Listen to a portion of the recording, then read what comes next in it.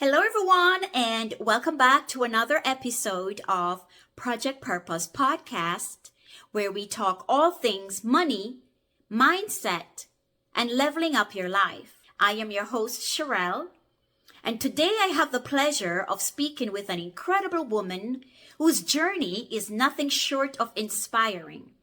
She has successfully transitioned from the beauty industry into becoming a psychologist and a successful business owner.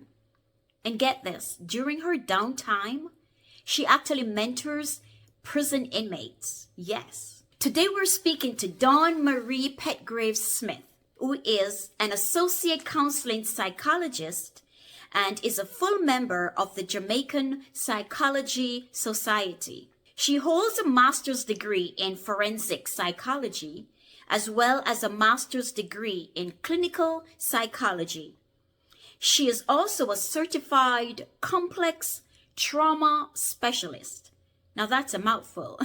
And she has been doing counseling psychology for over 17 years.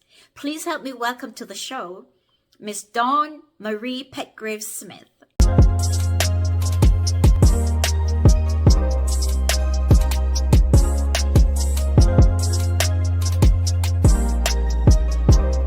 All right, so hello, Miss Dawn Marie Petgrave Smith.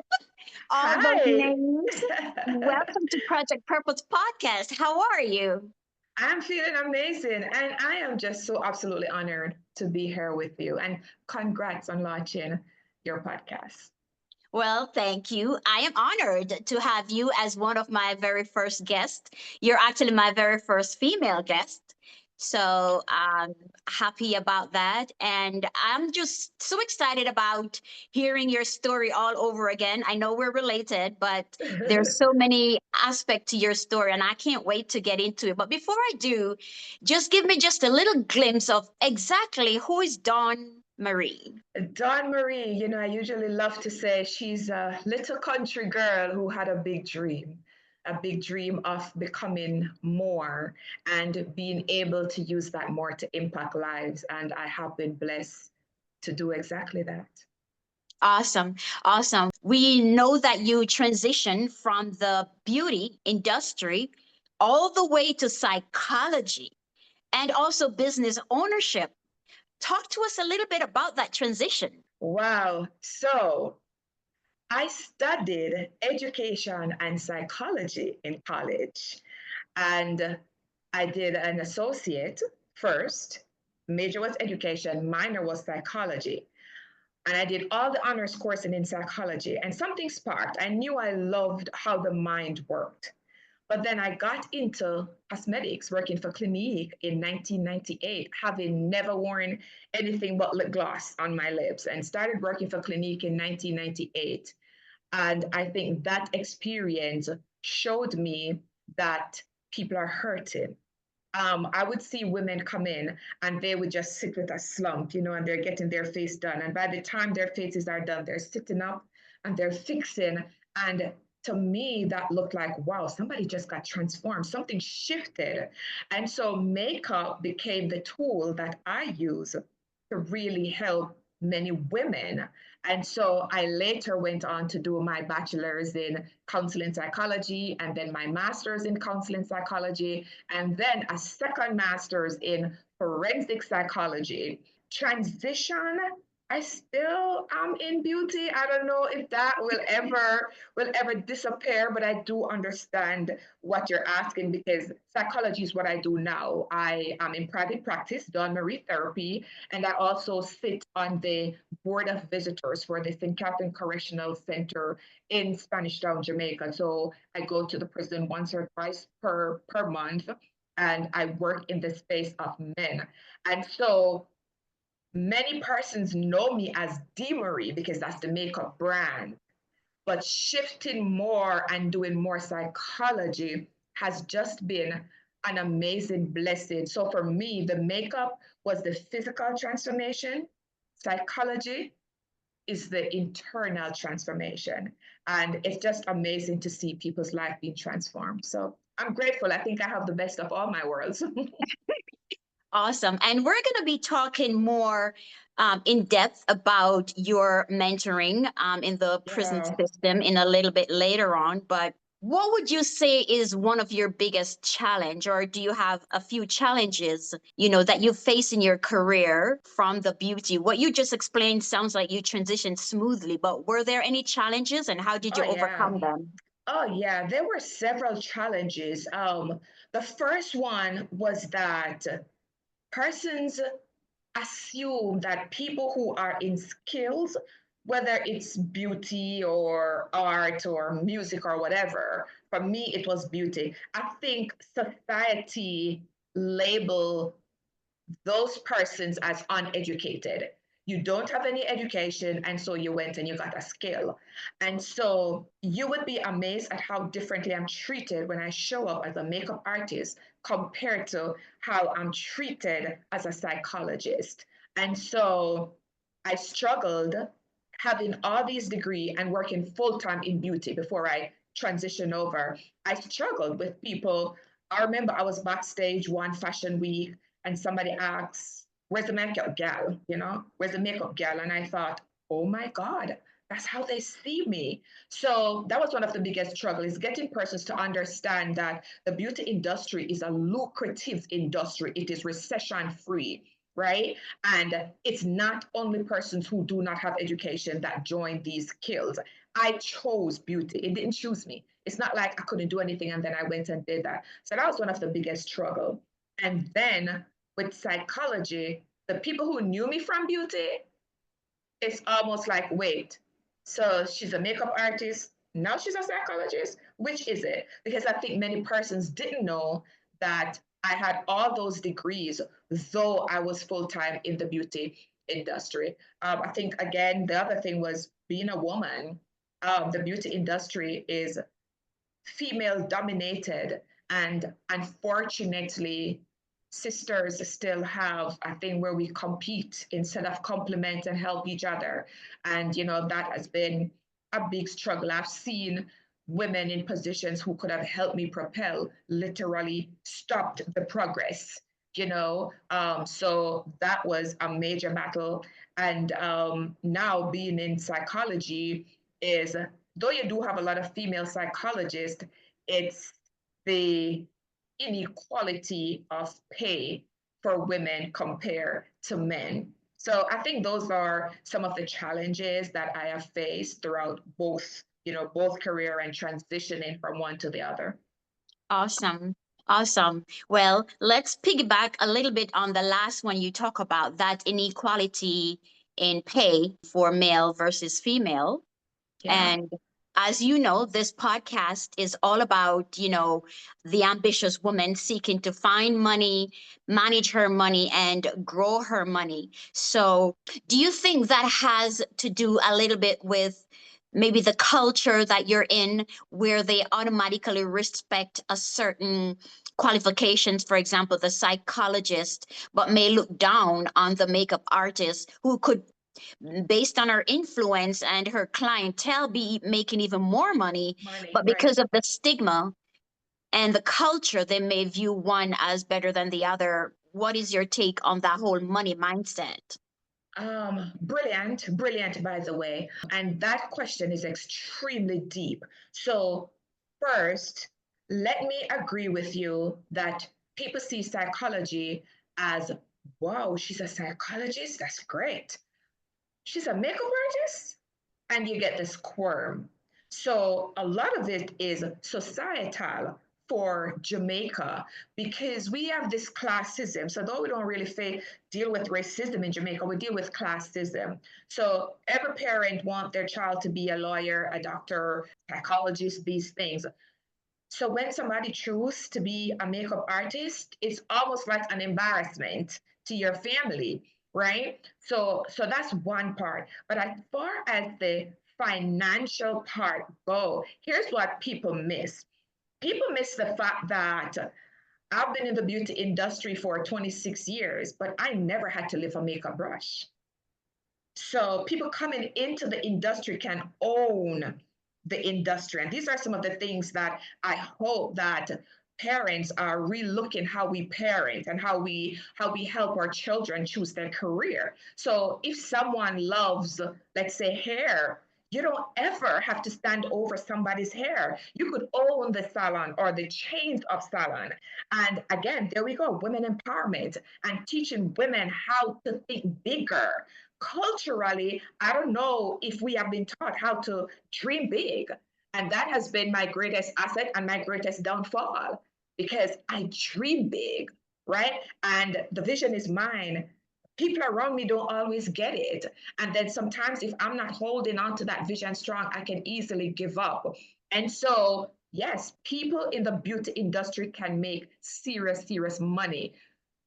The difference between the beauty industry and somebody like, let's say, a psychologist, where money is concerned, you may very well find a psychologist a little bit more money savvy or financially literate versus somebody in the beauty industry who makes the money quick.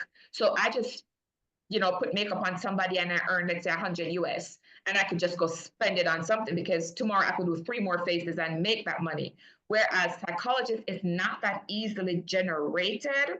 And so, if I should say what is one thing you would change in the beauty industry where money is concerned, is teaching financial literacy to beauticians. Awesome. That's so powerful. And that's why I'm here. Yeah. So thank you for sharing. So before we move on, right now we're still into your personal journey. Before we move on Yeah. into the whole mindset and personal development, which is our next segment, I want to see if you remember any of your childhood experiences. I mean, I know that you were behind me in high school. So, thinking of your family and the fact that we did not have much, are there any stories that you remember as a child or a young teen going to high school that you can share with us regarding money or the lack thereof? The lack thereof. Definitely, I'll speak to the lack thereof because you and I know there wasn't any. I've never gotten emotional in an interview. And this brings back a lot of emotions. And like you rightfully said, there were 4 of us in high school, you, your twin, and our other brother. And I don't know if you remember this, but mom didn't have money for all 4 of us to go every day. So there were days when she would send you and Shireen, and then she would send me and Alex the other day. And so we didn't get to go to school as often as the other children did. And that for me broke me. One day when the guidance counselor pulled me in and asked, why you not coming to school? Your mother sending you to school and you're going to Manyard? Because I think they just thought my mother sent me to school and I didn't show up. And a little pretty girl, everybody just assume that you're quote unquote promiscuous. That was so far from the truth. But I had the opportunity to talk with her and talk with other teachers. And that's where I fell in love with reading because mom, I would go whether there's lunch or not. As long as I have bus fare, I want to go to school. And so I would go when lunchtime comes, I would go to the library. So my excuse would to my friends, oh, I'm going to do my homework because we live so far. By the time I get home, it's night. So I fell in love with reading. And I think from reading, I wanted more. I saw more. When you read, it takes you in different countries, in different. Imagination. Right, right. Yes. The preview to life's coming attraction. That's what imagination is. And that's what it was for me. And I thought, wow, I wonder if I could get to go to America to study fashion. As you remember, that was my thing. Fashion has always been my thing. And the dream was there. It was a culmination of teachers believing in me. So when I started opening up and telling them my mother can't afford to send all of us to school, there were teachers who would stay back with me to help with the lessons that I missed. There was a teacher who actually got a scholarship from a company for me to have sat my CXC exams. And so I remember those things. And I remember my cousin and another one of my friends, by the time they got to grade 9, they got pregnant.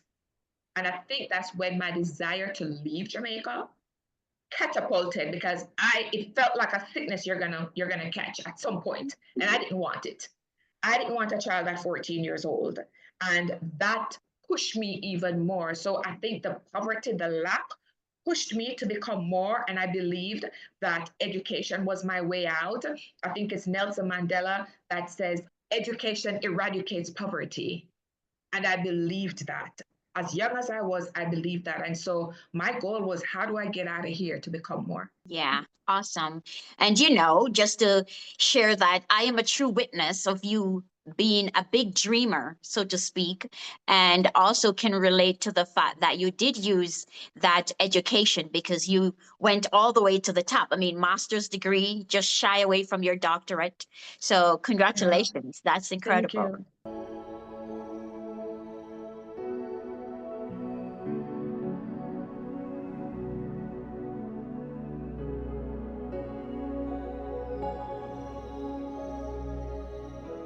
All Thank right. you. So Thank now you. we're going to transition into the mindset and personal development. And that story that you just shared is powerful. And how do you think that that relates, or what do you think are some key mindset shifts that were necessary for you to go from the beauty industry and into business, because you own your practice? So what Right. were the key transitions based on that experience, your background and your experience? What mindset shift assist you with that transition? Thank you for that question. I think every day I wake up, I tell myself that I'm good enough. I'm good enough for this. I'm good enough for that. I'm good enough for this. And I'm constantly having to remind myself because there's so many external elements that will tell you otherwise, right? But I think the greatest thing for me has been my faith in God. At 15 years old, I got baptized and I have been serving the Lord since. And because I was already a reader, I read the Bible. I read those stories. As a matter of fact, I have 4 degrees from Bible school.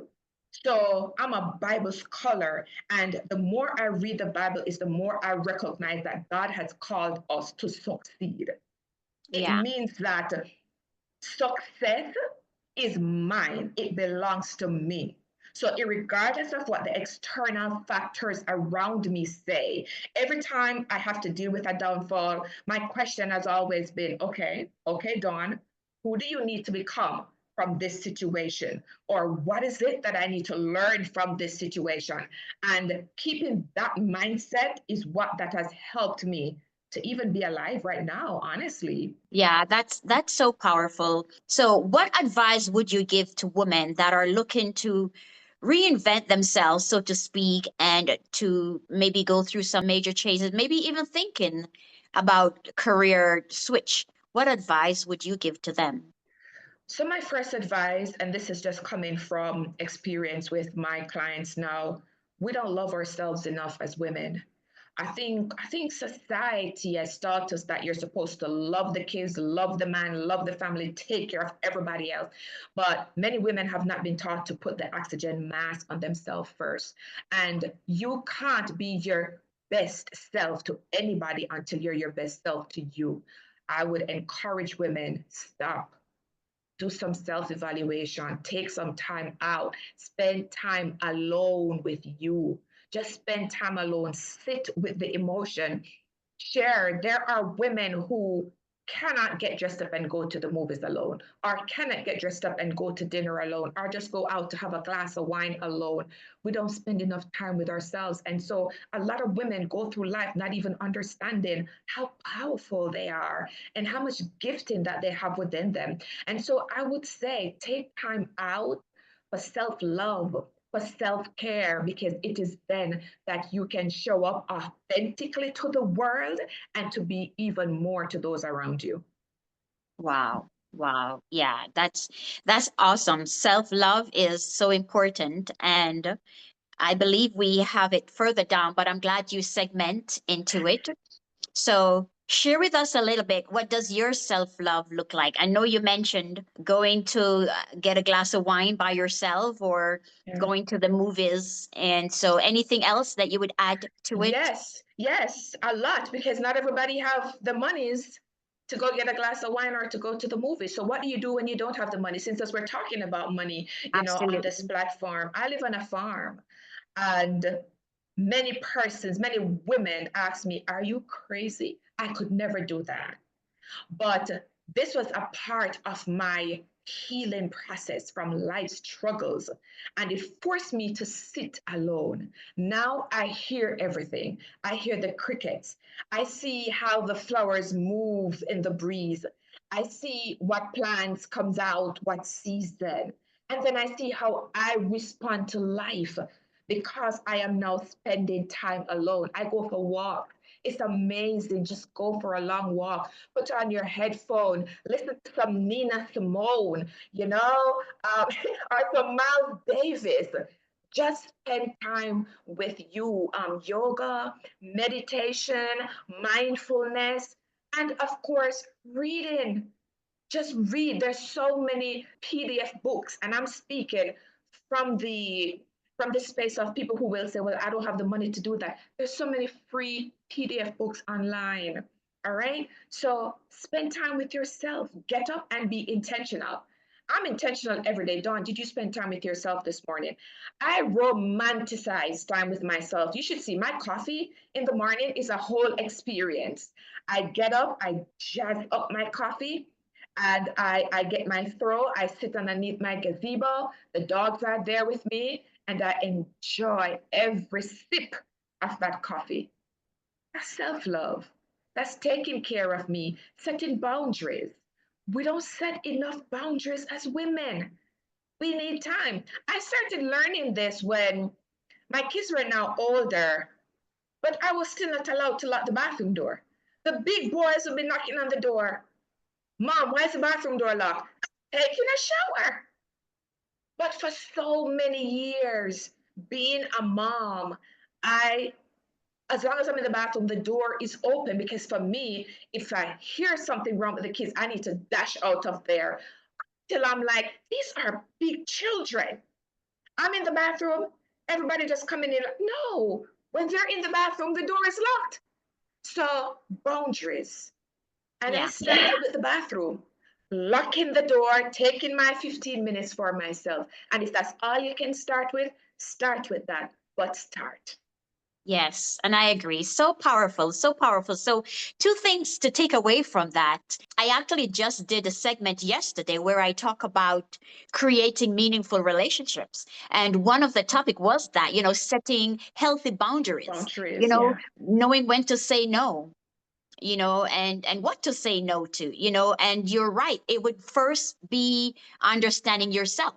So, Yes. what do I like? What do I don't like? Right. And then also you mentioned the kids. So let's segment into that. How do you truly balance such an amazing, busy career plus running a household and taking care of kids? And might I say, still looking so beautiful. Thank you. I appreciate that. Bless you, sis. That has been such a blessing for me. And I think I have to give kudos to my relationship with God. So when I just became a Christian, the first Bible story I remember is the story of Solomon and how he was wise and how the two prostitutes with the dead baby and that story, right? And the Bible says that there has been nobody wiser than Solomon either before or after. And I just fell in love with Solomon. So I always think, I want to be wise. I want to be able to be wise. So I have just sought wisdom. So when I became a mother, when I became a business owner while being a mother, I became very cognizant of that. That being a business owner does not mean that my responsibilities as a mother and a wife goes away. And so I became very intentional. I became intentional with the things I can do and the things that I cannot do. I don't be afraid to delegate. I think this is some women beat themselves up. Don't be afraid to delegate the things that are costing you too much. What do I mean? So, for example, let's say if I could make $150 in an hour doing somebody's face, but the laundry at home needs to be done. I could pay somebody $30 to do the laundry and go do this makeup for $150. So I And think walk with the away with a profit. and walk away Yes. with a profit. So and it's not killing my children, right? It's not something that's killing them. The house is clean, right? Right? And the The clothes are food, clean. the clothes are clean, right? Food, well, I'm very when it comes to cooking, that's my I heartbeat. And know. so that's very important to me. I didn't want to help her cooking for my family. And so I bought myself a slow cook. So on Sundays, I food prep. I cook a lot of rice and peas on Sunday. I let it cool. I put it in different Tupperware, but I would make fresh meat every day and I would use my crock pot. I have a very serious schedule. We literally had a whiteboard in the house. So the kids, everybody's appointments are on the whiteboard. The kids, remember, Sergio is in choir, Sammy's in drum, Anya is in art. Their lives are busy, and I want to be at those things. And so I keep a very, very good schedule and ensure that everybody know the schedule. Yeah, again, just being intentional about it. Know when you need to drop some things sometimes also, because starting up a business, you want to be what them say, head cook and bottle wash. You want to be everything in the business. But if you're going to have a successful relationship, family relationship, you also have to learn how to delegate with the business. And then there's church and church activities. Again, learning when to say no. So there are some activities at church that I had to start saying no. There's some events that people will call me as a brand, would love to know Sergio has choir this evening. So it's prioritizing and keeping a very good schedule. And it's Awesome. possible. It's possible. Yes. And I know that every day is not perfect, Right. but I love what you said. So, ladies, if you're listening, 3 tips that she just shared with us is one, to delegate, know when to delegate, right? So, these are amazing tips.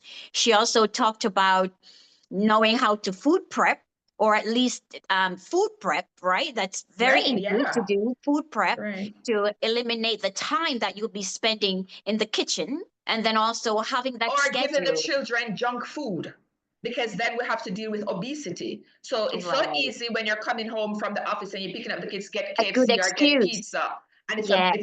it's so valid. But Yes. but the food prep definitely help prevent bad eating habits for your children also. My apologies, didn't mean to to interrupt. Yeah. No, but that's good point, because that also creates another problem further down. It Yes, may it be a does. quick fix right now, but it's a setup for another problem later on. Yes, yes. So being proactive about that. We're very big on prepping the food, and it's a game changer. It's a game changer for any busy, ambitious woman seeking to maintain their relationships, but also looking to create, a career.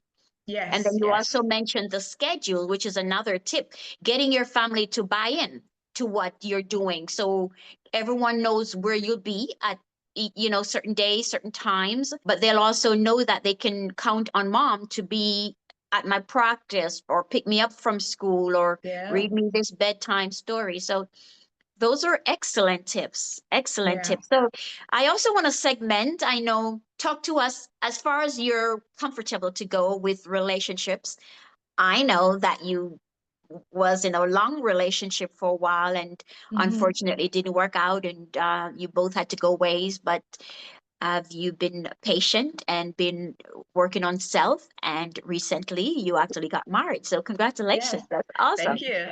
How's that going? Or anything there that you want to talk about, you want to share with us? Yes, I want to share from both perspective, because there may be somebody listening and they may say, well, if she was so good at all those things, why would she end up going through a divorce? Because I get these questions. It's life, and people are going to Right. think what they want to think, but you're only responsible for your actions.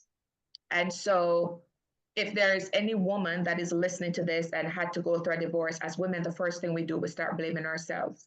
Maybe if I'd done this differently, maybe if I didn't do this. Because for me, I started thinking, maybe if I wasn't running the business, maybe if I was home more, maybe, and I'm finding all the excuses. But at the end of the day, you are responsible for your actions only. So we Right. cannot take on the blame and the burden of how someone else would have responded to a particular situation.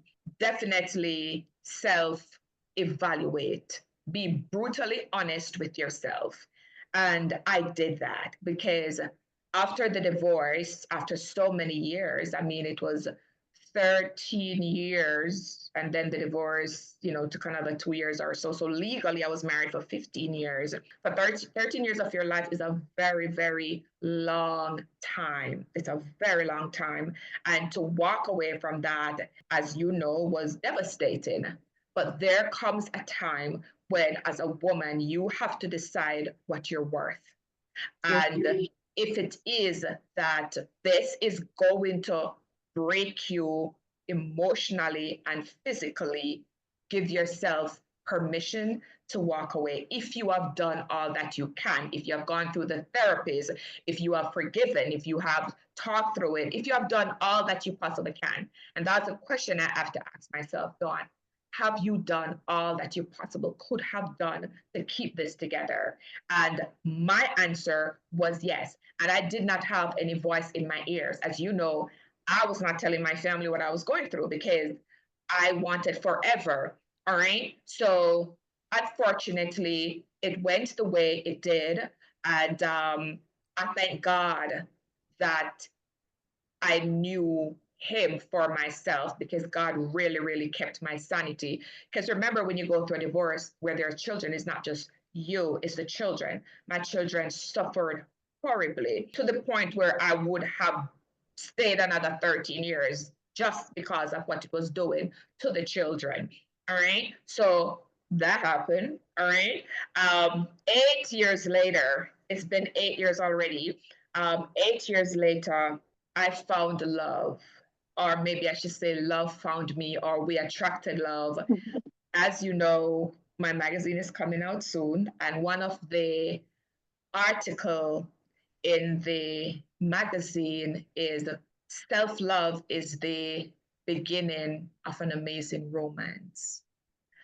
And had I not done the work, had I not done the work on myself, I would have not understand my worth, that I was worthy of so much more, and being willing to not settle because you feel you are at a certain age, and financially you may not be where you want to be, and life is just, it's so easy to make permanent decision in temporary emotions, right? And so spending time knowing Dawn, becoming my authentic self has led me to love. And that's where I am now. And it's an absolutely beautiful thing.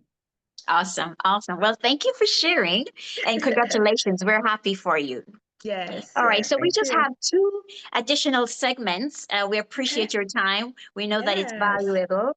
So first, we're going to talk a little bit about your career now. You're in the psychology world. What is it that you do? Just spend a few minutes there because I really want us to get into your mentoring as well, the inmates, the Yeah. teens, and things Yeah. like that. So tell us about the psychology world. How is that working out for you? And are there common problems that you're seeing across the board? And what are some advice that are general and universal to share? Yeah. All right. So as you mentioned earlier, I work in private practice. And so I am also complex trauma certified. So I work with a lot of complex traumas. What I am seeing now, a lot more anxiety. Like persons are just extremely anxious about their lives and a loss of hope, especially people who are at midlife, 45 and up, if they have not yet accomplished certain things. Now, the anxiety of the possibility that this may never happen is driving them to depression. We see the suicide rate among men just rising because for these similar things. All right. Women don't love themselves. Women do not love themselves. And it's amazing. I'll have these educated, beautiful women with no self esteem. And it breaks my heart because then I ask, well, where did you get yours from? Let us not mistake self esteem with cockiness. That's not what I'm talking about. I'm talking about you're beautiful and you know that you're beautiful. You're smart and you know that you're smart. You know who you are and be okay with that. A lot of women lack that, and because of that lack of self-confidence, they settle and they attract a lot of narcissists in their lives. And then we see a rise in DV, domestic violence, interpersonal violence, a lot of it, intimate partner violence, a lot of that going on. As it relates to the prison, I sit on the board, and it's just such an honor because I get to not necessarily impact policies. I want to be able to get to that place where I can impact policies, but the board does have a voice.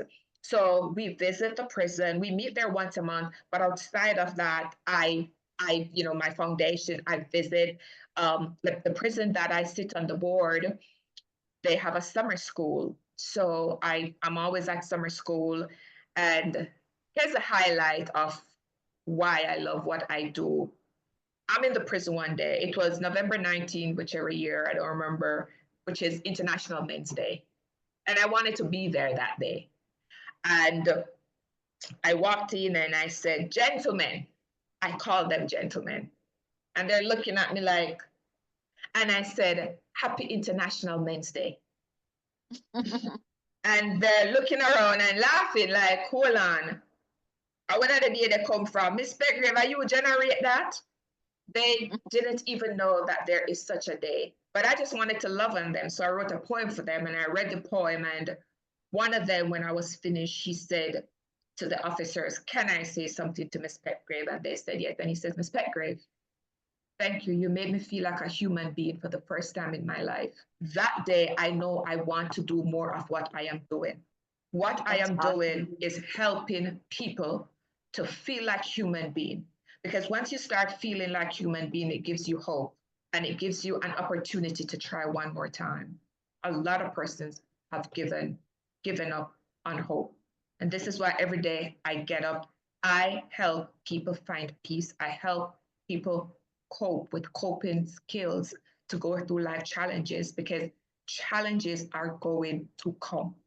That's right. Life be lifing. Life be lifing. Life be lifing.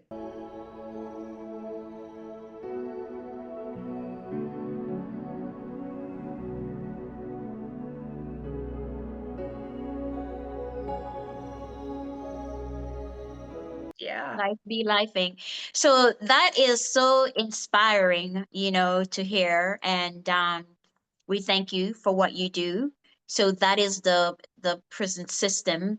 And you meet once a week or once a month, or how Month. often? Once a month? Right. Once a month, the board attends. And the great thing is that we get to talk to them.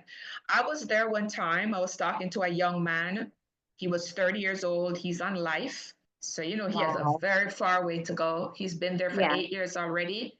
And I say to him, "What can I do to help make it more comfortable for you while you're here?" And he said, "Miss Petgrave, you talk about booking your presentation. You can bring 2 books for me." So of course, my next trip, I brought him Marcus Garvey. A lot of our men, well, I'm in Jamaica, so, of course, we have Black men in prison. We don't know our history. We don't know our history. We don't know that somebody already fought for your freedom. The freedom that you just gave away. Somebody already fought for that, bro. Someone You died don't for it. need, someone died. Someone died for it. And so for me, if again, education. Education is the passport to the future. That's Malcolm X. If I can get the opportunity to teach men, not just in prison, but men in prison, because well, they're the most vulnerable right now, that you can still transform the trajectory of your future by reading, by education, right? Because you could still, I did this program called Fathering Behind Bar. Well, not my program, I spoke at a program focused on fathering behind bar. And I was just giving them tips of how can you still be an effective father behind bars. And again, when your children see you changing your mindset, changing your behavior because you've been reading, that's fathering, because that's changing their mindset also. And so my hope is that through my Foundation for Men Mental, we can really change the prison, the libraries, change libraries in prison system, get libraries in all the prison system throughout Jamaica, especially the male ones, because that's where my heart is, and help our men read. Many of them in prison has never seen their dad, has never met their dad, do not know their dad. I've never had a dad. And that's a whole nother psychology again that you could pick up for another time, the impact of fatherlessness.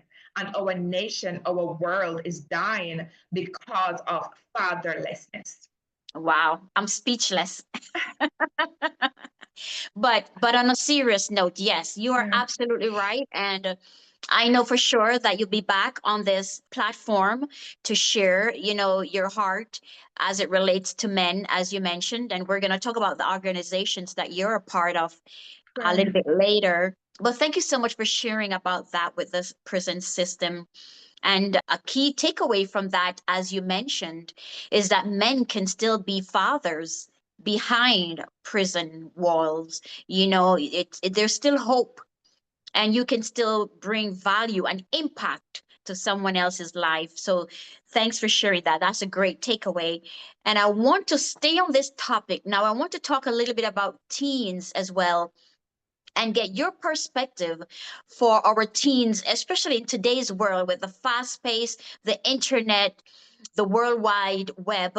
What are some, common struggles that you're seeing among young teens today as you counsel them and talk with them? And how can parents support them better? We're seeing a lot of depression among children. Depression meaning sadness, don't want to come out of their room, don't want to talk to anybody. A lot of it became worse during COVID. I think COVID just expounded a lot of things that children might have already been going through. Now, we have something that's called ACEs, Adverse Childhood Experiences. And it's an assessment, but it's just a 10 simple question. And it would blow your mind how many of our children are walking around with ACEs. Adults too, who that's a whole nother story, but we're talking about children right now. And the brain is not fully developed until age 25. And so children most time do not know how to articulate what they're feeling and what is going on. So it comes out in their actions. So some of them, for the most part, the young ladies may become promiscuous. The boys may get into gangs, guns, violence, anger. You might see a lot of that. And then some of them may just start cutting. Most of the girls will just start cutting. Talk more about what you mean cutting. Cutting on themselves. So they'll cut their wrists Okay. and they'll Yeah. cut their legs because it creates release for them. So Wow. believe it or not, which is why they Right. keep going back to it. It's like caffeine. You love coffee, I love coffee. Now you know what happened if you try to not drink your coffee one day, you start getting a headache or stuff like that. But the minute you get your cup of coffee, it's good. It's almost like it creates the same relief. So a lot of children are now getting into cutting. Molly is a form of drug that a lot of them, it's in our schools. We have to be so careful. And so what is my message to parents? Because I think for me, if I could go back to parenting my children, there are some things that I probably would have done differently. Or yes, there's some things I would have done differently. One of them being when they said they're okay, don't just take that as face value. You know, get the necessary help. And mothers, trust your intuition. Trust your intuition and know what the child's act in your particular countries say. A perfect example, I remember my daughter when she was young, she would just get sad and withdrawn and stuff like that. And I remember going to a guidance counselor at her school. And I remember specifically saying to the lady, I think something is wrong with my daughter. She has gotten very quiet. She's not doing well in school. And the guidance counselor said to me, well, she has just transitioned from prep school to high school. Give her another year. And so I'm like, okay. But then she was failing. And this is a gifted child. This is a child who is a part of a gifted program. What do you mean you're failing?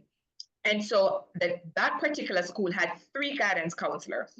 So I've exhausted all 3 guidance counselors. Till the last one told me, Mommy, you sure you're not the one that probably need counseling?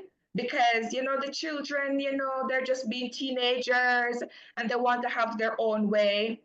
And I think after a while I just kind of dropped my guard that, well, maybe it really, really is I mean, teenagers. if the experts are telling you that. The experts are telling me, right? And I wasn't practicing at the time. So though I had my degrees, I wasn't practicing. So, Right. and I'm mom. When you're a mom, you're not thinking psychology. I'm a mom. My child is sad. But I remember on several occasions just asking her, baby, tell me what's wrong. And she would just say, nothing, mom, nothing, I'm good. So I started taking her to outside counselors now, outside of the school. And I remember one counselor telling me that your daughter is just depressed and you just have to give her time. Maybe she just wants to be a typical teenager. So here goes that maybe she just wants to be a typical teenager again. And so I dropped my guard. What am I saying? I am saying for Jamaica, the Child Protection Act says that if you just suspect that there has been any form of abuse, whether it's physical, emotional, sexual abuse among children, you can report it. Suspect. I think for me at the time, I keep saying something must be wrong, but in my head, I have no evidence. So I think I just dropped my guard. So if I should go back and do something differently, now that I know what the act says, I would have done something differently based on the fact that if you suspect. I said all that to say this to mothers, whether it's your boy or your girl, because our boys are being molested also, and we're not recognizing that. It doesn't matter. If your gut feeling is telling you something, act on that. Don't just run the child, or we grew up in an era where children are supposed to be seen and not heard. No, they have a voice. They have a voice. Allow them to express what they're feeling. Most of the time, children don't come to us because they don't feel safe. And if the space is not safe, they're not going to come. And even as a psychologist, this is something that I had to deal with, right? Because most of the time, the children are not going to readily come to you because you're mom and they want to be perfect in your eyes. But for the most part, if you're listening to this and you can now shift something in how you parent, create a safe space for your children, let them know that it does not matter what they are going through or what somebody might have threatened them. Just let them know you come to me. Social media also, and this is the second thing I want to say, is there is a rise in human trafficking. And human trafficking is the exploitation of human beings against their consent. You do not have to be transported from one place to another to be trafficked. So many of our children are being trafficked online with people asking them for nudes, people wanting to give them, tell them they're going to give them monies or they'll threaten them or things like that. So parenting now is way different from parenting in the 80s. So let us as parents become socially aware. What is happening in the world? What music are launching? Who is who now? Because believe you me, all these people are having influence on your children. All right. So again, get the help. If you don't know what to do, get help. Get help from churches, get help from schools, get help from communities. But together, we need each other to come back to the forefront so that we can parent better if we're going to have a better future. Sorry, I know that was a mouthful, but I think there was a lot to be said about that.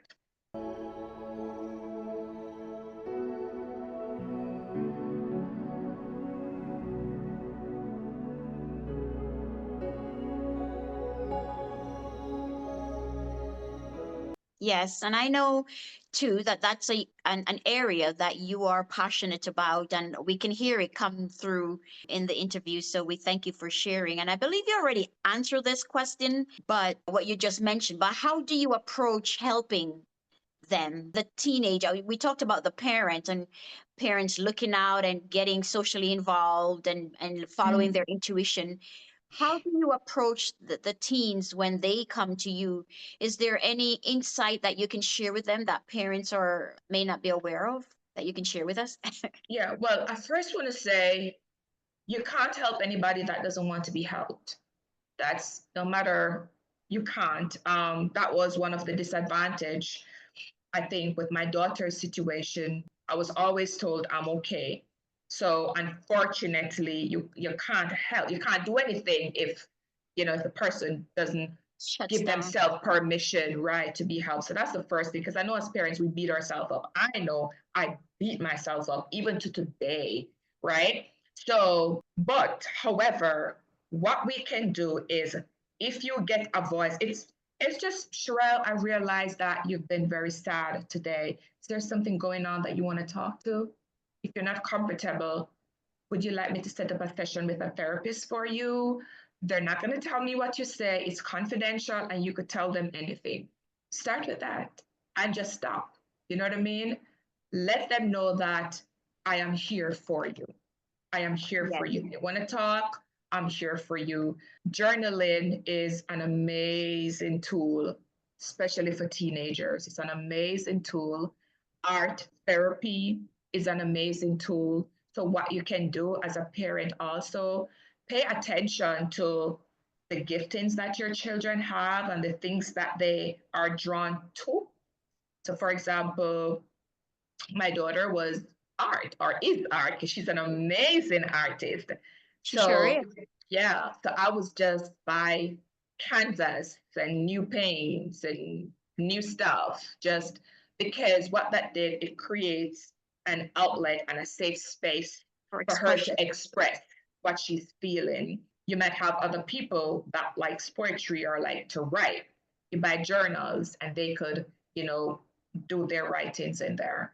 And again, if there is a adult that your child is close to or just even respect a lot, don't be afraid to just say to that person, hey, Sheryll seemed a little sad lately, and I know she looks up to you. Do you mind just checking on her for me without her knowing that we have this conversation? So, Yeah. parents, don't be afraid to get the help. Nobody's looking for you to be perfect. We're looking for you to be effective. That's all. Yeah. And definitely being able to take advantage of all the resources that are around you. That's actually a great tip, because if you can't reach them by them expressing to you what's going on, you're absolutely right. That's another angle. If there's someone, especially if it's another family, well, I'm not so sure how they feel about another family member, No, but they're not going anyone, to tell family anyone is, members. Yeah, but if yeah, they're like in school, usually they have a favorite like a teacher. teacher, Every right? child has a favorite teacher. It was teachers who Yeah. helped me with my children during the divorce. All Yeah. those teachers became my besties. And let me Yeah. tell you something. If one of them children were having a bad day, believe you me, teachers are texting me and said, can you come pick up a little earlier? I think so and so probably is having a bad day today. That Yeah. gives me cue. I'll stop, I'll get a frappe, something Yeah. that's gonna pick them Yeah. up. And when I pick them Yeah. up at school, they're like, Mom, I needed this. How did you know? Ah, I am so mom. yeah, get the help. I Get the know it help all. that you need. I have All right. eyes everywhere.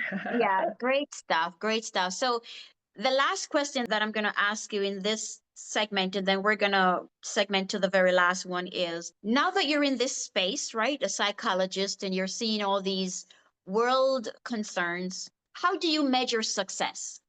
Because it's such a vulnerable topic. How do you measure success? I guess Okay. I'll let you answer. So for me personally, I measure success by setting a goal and achieving it. That's it. So I've always wanted to be able to get in the prison system because I'm so curious as to the mind of criminals. What happened? Guess what? Yeah. I am so successful right now because they're my friends. When I enter that, when they open up the big doors and I'm on the campus, you hear my name screaming from everywhere. They see me. That's success for me. Yeah. I've always wanted to be a mom. That's success for me. I think the mistake we make is we value success to money and material things. So we see somebody with a big house and a Rolls Royce and a Lamborghini and this and that, and we go, man, they're so successful. But they're still committing suicide. Yeah. So I want people to stop looking at everybody around you. Set your own goals and accomplish them. It probably is, you know what, in 2025, I'm going to learn how to use Excel. And if you did that, check Right. it and celebrate. That's what success is, setting a goal and achieving it. Yes, and I agree. I agree. And you mentioned something that is coming back to me about the fact that you would love to be able to lobby with the politics. You'd love to be able to change the Policies, yeah. policy, not politics, but policies Yeah. in certain organizations. How is Jamaica trending? Are you seeing any success? Are they moving forward? Are there any progression that you're seeing, or do we still have a long way to go? Well, that's a very wide question. So I'm going to break it just for the prison system because that's very wide. An overall view, there's a lot of development that has taken place in Jamaica. And whether we support the current party or not, we cannot ignore the fact that Jamaica has evolved over the last years, especially in the space of investment and real estate, and it amazing. Okay. As for the prison system, a great thing that I am seeing is the education in prison. So now some of the universities have partnered with DCS, Department of Correctional Services, where an inmate can stay in prison and pursue a degree. That for me is a big plus, plus, plus. Because here is the thing, not all persons behind bars are criminals. Some people honestly make mistakes and their mistakes land them there. And everybody can be rehabilitated if we have the right tools and the right personnel to do so. So I think there are some good things happening. Would I love to see more? Oh, I think coming from the forensic psychology aspect, I would love to see a lot more forensic assessments in the prison. Are all these people fit to stand trial? Are they all psychopaths? You know what I mean? I would love to see that. I would also like to see a board develop for domestic violence, kind of like a domestic violence offender rehabilitation. Because here's the thing why this domestic violence is one of the most prominent crime in Jamaica, to the point where it almost become a thing. Man beating Norm. woman. It's It's normalized. right, Yes. right? But people are dying from this. So let's say I beat up my girlfriend and I go to prison and I spend 6 months. And I do my time and I come back out. You haven't changed. It won't be long before you're doing that again. But I think the system focuses solely on the victims that they ignore the offender. So Right. if we have a system in place that focuses on rehabilitating the offender, keep them in there, let them go through some training, let them have to do this, let this monitor, you understand what I'm saying? Change them. You're looking at a man who would have done his time, change his mindset, come out understanding that domestic violence is all about power. You don't need to beat up a woman. So you need self-love. I now get my self-love. I now understand that if you have done the summer school, you would have been coming out with some form of skills training or something so that you can now integrate successfully back into society. If there's a thing that I could raise my voice on, that's definitely something that I would love to raise my voice on. So I applaud the system for protecting the Education. victims and Right. what they're doing for the victims. If we don't rehabilitate the offenders, then the cycle continues. Yeah, that's awesome. And I hope that you get it. I hope that this podcast reached the ears of the prime minister and above. And they can make that happen for you. Hey, we just Yes, put yes, things out in yes. the universe. You never know. Absolutely, You know? absolutely. And you know what? They just need to say yes. I will find the resources. I will bring in the personnels because I did my DV training with Colorado State. So I literally have my certifications from the state of Colorado. And there are people there who are like, hey, when you're ready, If you get the opportunity to do this in Jamaica, we are behind you.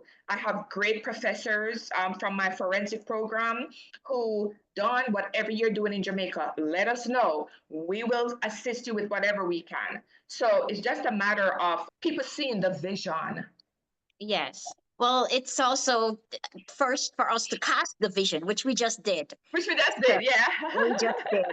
So, side note, share with us a brief summary of exactly what is forensic psychology. Not everyone is familiar with it, and you've been just throwing the term around, so give us a synopsis of what that is. Okay, and I'm sure you're going to put up a AI meaning on the screen for the listeners. But forensic psychology is that field of psychology that seeks to understand the mind of a criminal, pretty much. So for something to need forensic psychology, a crime has to have been committed. Yeah. Yeah, that's awesome. So great stuff, man. To wrap this up, just great journey that you've been on, Mrs. Smith. And Call me Mrs. Smith. I love that you are in a fulfilled career based on the information that you share. Nothing is perfect. I'm sure it's got its challenges, but it sounds Oh, like it's yes. also rewarding. So now for the last aspect, I just want us to segment into community involvement. So here, whether you want to talk about your faith or just your involvement in the community, take it away. What would you like to share with us? I know, for example, that you've started an organization recently. Yes. So share with us about that and then about your community. Sure, sure. So the organization is called Mental, and it focuses on men and the three pillars: leadership, mental wellness, and finance. Because when I speak with men, when I work with men, those are the areas that they're lacking development in. And so, that's the whole focus of the foundation. So right now, as a matter of fact, when I get off this call, I'm actually going to a community meeting because I am proposing the Mental Mentoring Youth program to my community, the boys, really. You see, we have a lot of women that are walking with this feminist movement, and I'm not against it. I just don't want us to take away from the fact that men are necessary and we need our men. They They're have a very role important to in our play lives. in Yes. society. God made them as the head of our household. And if our men become extinct, we have no more society. We No, don't have a family. we don't. We don't. So I may not be able to reach the older men because they're stuck in their ways. But if we can change the mindset of our boys and see it as we're not just raising sons, but we're raising a Men. leader, we're raising somebody's husband, we're raising somebody's doctor, we're raising somebody's barber, I think we can have a better society. And the ages 0 to 18 makes up about 20% of the population worldwide, really, but they are 100% of our future. So what we do now with them is going to determine the future that we have. And so I'm looking to start this reading program. And the first book that we're starting with is Rich Dad, Poor Dad. So I'm looking to just have boys read. We have rap session, we have games, definitely have food, and just mentor them. Just mentor them, and we see where it goes from there. We're looking to do conferences, the Mental conference this year. We're still working on that, so it's not finalized as yet.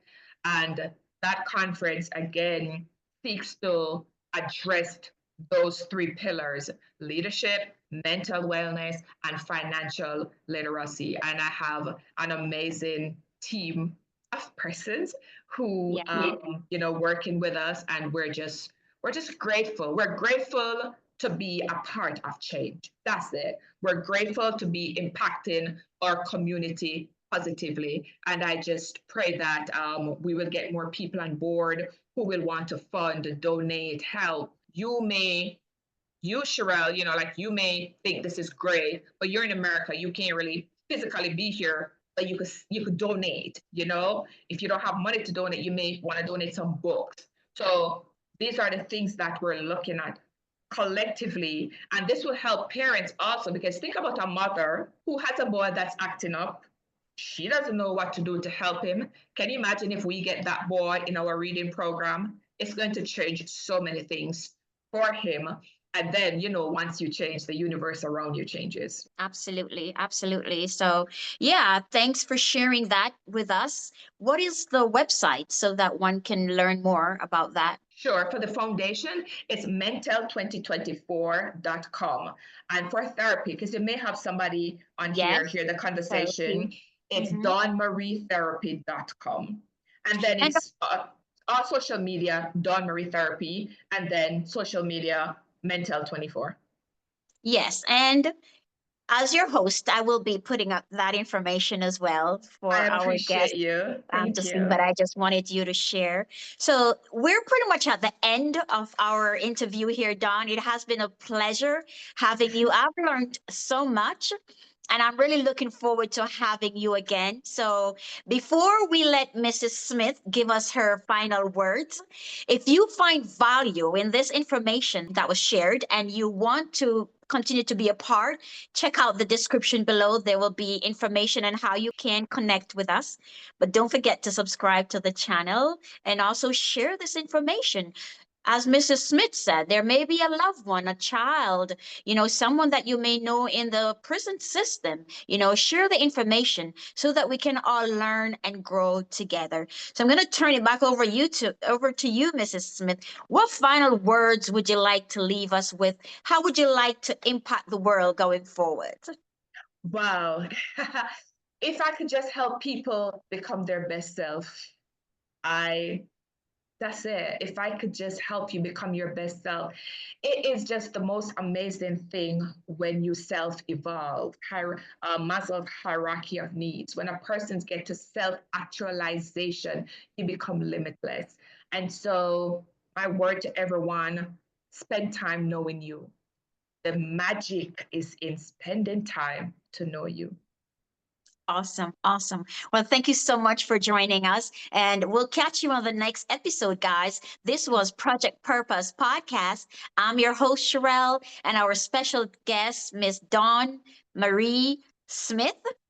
We'll see you in the next episode. Bye for now. Bye, guys.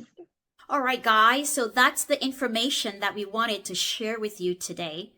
Here are some key takeaways from the interview. The power of reinvention. It's never too late to pivot in life and align your career with your passion and purpose. Faith and community service. We talked about how incorporating faith and community service can provide fulfillment and direction. Mental health awareness. We talked about the importance of mental health support for both young teens as well as incarcerated individuals. We also talked about balancing roles, shared practical tips for managing motherhood, career, mentoring, all the while still maintaining self-care. And finally, personal growth. Ms. Petgrew shared lessons from her transitioning from the beauty industry into becoming a successful psychologist and business owner, and how she stayed resilient through change. If today's conversation inspired you to take action, then don't forget to follow the channel and share this information with a friend so that we can continue to learn and grow together. Until the next episode, bye for now.